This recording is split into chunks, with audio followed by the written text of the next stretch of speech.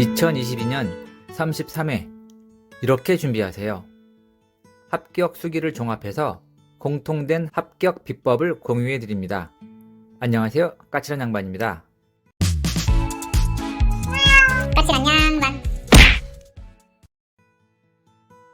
2021년 32회 시험은 40만 명 정도 응시했다고 합니다.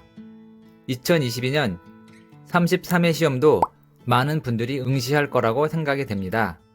모두에게 지금 가장 중요한 건 2022년 10월 29일 시험일까지 어떤 전략과 계획으로 준비를 해야 하느냐, 그런 거일 겁니다.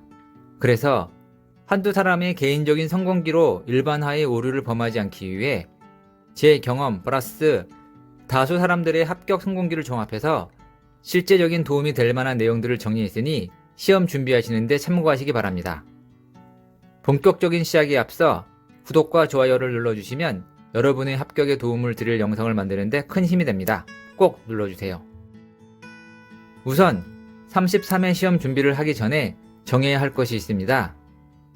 동차에 도전할 것이냐, 1, 2차를 나눠서 응시할 것이냐. 개인적으로 이 질문이 중요하다고 생각하는 이유는 많은 분들이 처음에 여기저기서 하도 몇 개월 만에 동차에 붙었다 하니까 나도 가능하겠지 하시는데, 전 열심히 고생 하다가 8월 넘어가면서 동차 포기하는 분들 정말 많이 봤습니다. 차라리 그 시간에 여유있게 1차만 준비해서 붙고 2차도 조금 여유있게 공부해서 붙고 하면 좋았지 않았을까 하는 안타까움이 있었습니다. 아무튼 개개인마다 사정이 있을 테니 동차 도전인지 1, 2차 나눠서 도전하는 건지 정하시는 게 먼저입니다. 냉정히 생각해서 공부할 시간이 충분하지 않은 환경에 있거나 퇴근 시간이 정확하지 않은 직장에 계신 분들은 잘 판단해 보시기 바랍니다. 다음으로 고민해야 될 부분은 학원을 나갈 것이냐, 유료 인강이냐, 무료 인강이냐 이건데, 전 뭐가 됐든 혼자 집중해서 공부할 수만 있으면 무료 인강도 문제없다고 봅니다. 참고로 저는 무료 인강으로 공부를 했고요. 많은 분들이 우려하시는 강의의 질이나 내용의 깊이에 대한 문제는 전 시험 합격을 하는 데는 전혀 부족함이 없다고 생각합니다. 결국 공부는 강의보다는 자기가 얼마나 시간 투자를 하고 반복하느냐가 성패를 가르는 것 같습니다. 자, 그럼 슬슬 공부를 시작해야 하는데 10개월의 플랜을 어떻게 가져갈 것이냐가 중요합니다. 물론 강의하는 곳에서 플랜을 짜서 알려줍니다. 근데 문제는 그건 말 그대로 강의를 하는 입장에서의 플랜이고요. 짬내서 공부하는 사람의 공부 플랜은 아니라는 겁니다.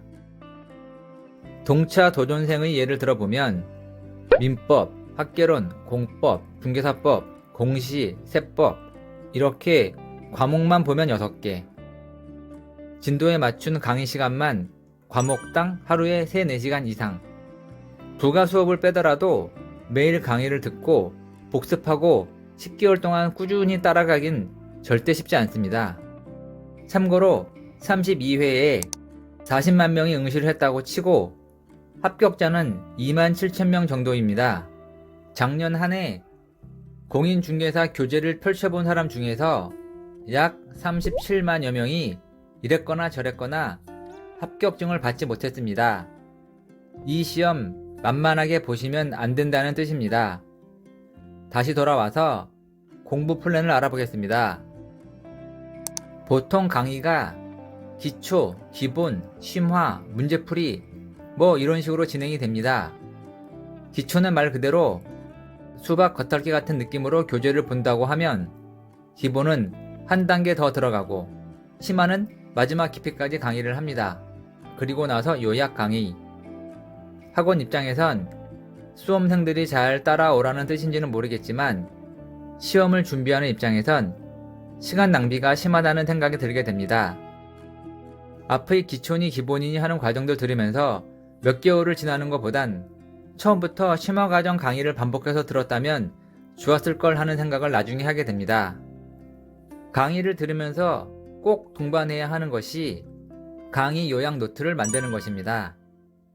합격 수기를 보면 많은 분들이 요약노트에 대한 이야기를 많이 합니다.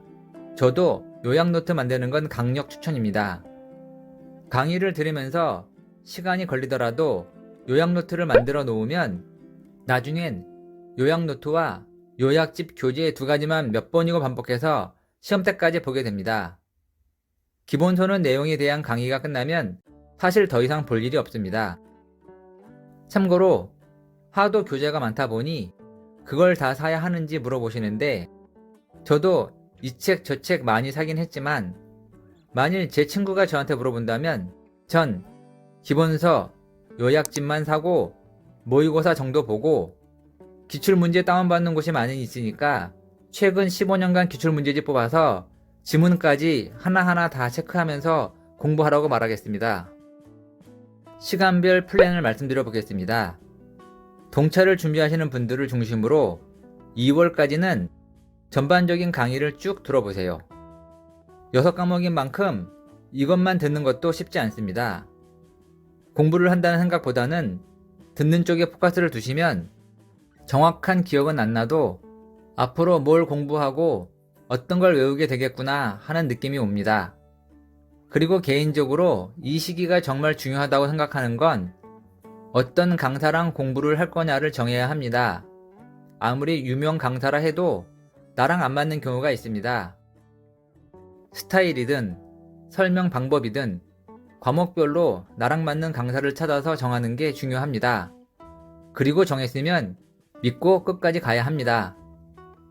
강사를 못 정해서 이 강의 저 강의 들으면서 시간 낭비하시는 분들이 의외로 많은데 누구에게 듣더라도 복습만 잘하면 다 합격한다고 저는 생각합니다. 5월까지는 민법과 학개론에 집중해야 합니다. 5월까지 어지간한 수준에 올라오지 않으면 이후 스케줄이 빡세집니다. 아시다시피 일단 민법, 학개론이 통과되어야 2차가 의미가 있습니다. 그러다 보니 민법, 학개론이 불안하면 2차 준비는 거의 못하게 되고 결국 올해는 1차만, 내년에 2차 보는 걸로 이렇게 됩니다.